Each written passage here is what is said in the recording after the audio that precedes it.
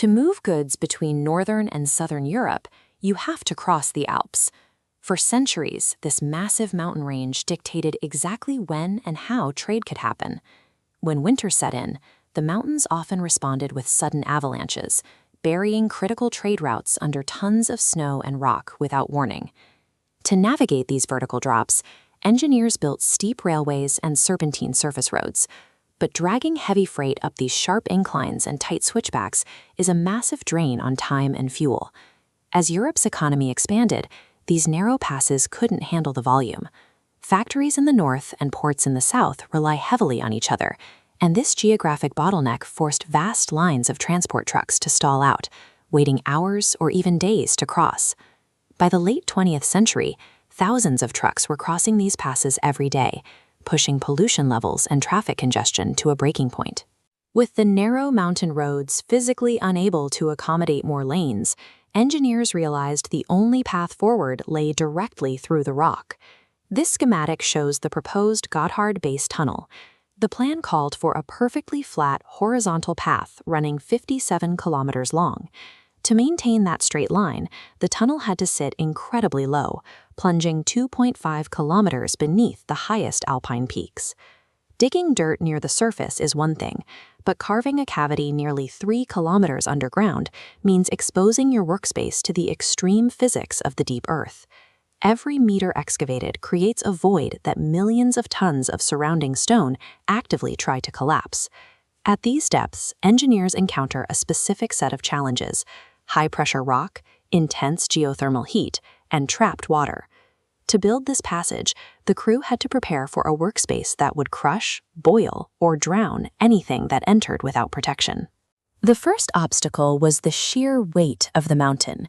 When engineers drilled initial test shafts, the massive downward and inward pressure of the rock caused the holes to rapidly deform and crush back in on themselves. Looking at this architectural breakdown, we can see how they engineered a multi-layered artificial skeleton to stop the collapse. The process starts by locking the raw stone in place with rapid spray concrete. Next, they install yielding steel rings that can bend slightly without breaking under shifting pressure. Finally, smooth precast concrete slabs lock the entire structure together. With a method to secure the walls, they deployed custom-built tunnel boring machines, or TBMs. This rotary cutter head belonged to a machine stretching 450 meters long, essentially a moving factory that ground through the rock face meter by meter. But as these massive machines chewed deeper into the bedrock, the ambient temperature began to climb. The deep earth radiates its own geothermal heat. Combined with the massive friction of the drills, the air inside the tunnel spiked to 50 degrees Celsius. Under those conditions, a worker would suffer heat stroke in minutes. To keep the crews alive, teams laid kilometers of specialized cooling pipes, pumping chilled water down from the surface directly to the rock face, dropping the temperature to a workable level. The combination of crushing rock and intense heat turned the site into a massive life support challenge. Construction could only proceed as fast as the cooling systems and structural stabilization could be installed to keep the environment habitable for the thousands of workers underground. The mountain still had liquid defenses. Deep inside the rock, millions of gallons of water sat trapped inside narrow fissures, pressurized by the massive weight of the stone above to 2,900 psi. Releasing water at that specific pressure is violently destructive. It acts exactly like a water jet cutter, capable of slicing clean through solid concrete or steel equipment like artillery fire. This diagram shows how they bypass the water hazard. Engineers bored micropipes directly into the wet rock ahead of the main machine. They pumped a specialized freezing liquid into those pipes over several weeks, slowly converting the volatile, pressurized water pockets into solid, stable ice that the TBM could safely grind through. Even after the rock and water were conquered, an invisible aerodynamic threat remained. Pushing high-speed trains through a 57-kilometer enclosed tube turns the train into a massive piston. This action compresses the air ahead of it, generating a continuous shockwave strong enough to shatter the train's own windows.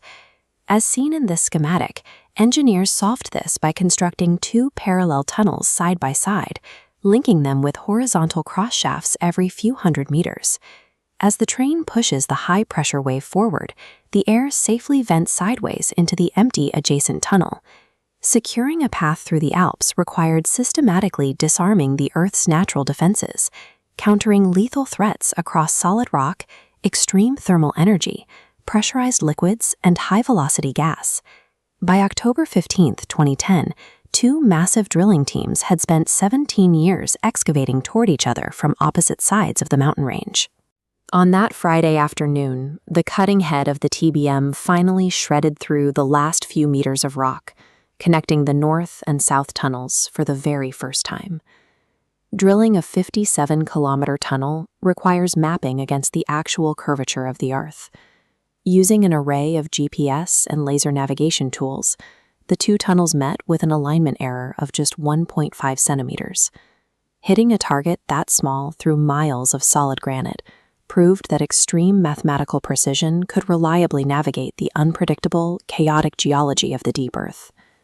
The sheer volume of this excavation is difficult to comprehend. Crews pulled out roughly 30 million tons of pulverized rock, enough raw material to build 5 Great Pyramids. Switzerland ultimately repurposed this massive debris to create new artificial islands in nearby lakes. But achieving this connection required a high toll. Over the 17 years of continuous digging, 9 workers lost their lives to the mountain's gauntlet. Their sacrifice is marked at the tunnel's entrance, a reminder of the physical cost of the route. Today, the perilous, snow-choked surface roads and steep inclines have been bypassed entirely. Commuter and freight trains now slip quietly beneath the peaks, completing the journey in a fraction of the time. The Gotthard Base Tunnel represents a definitive victory over the Alps.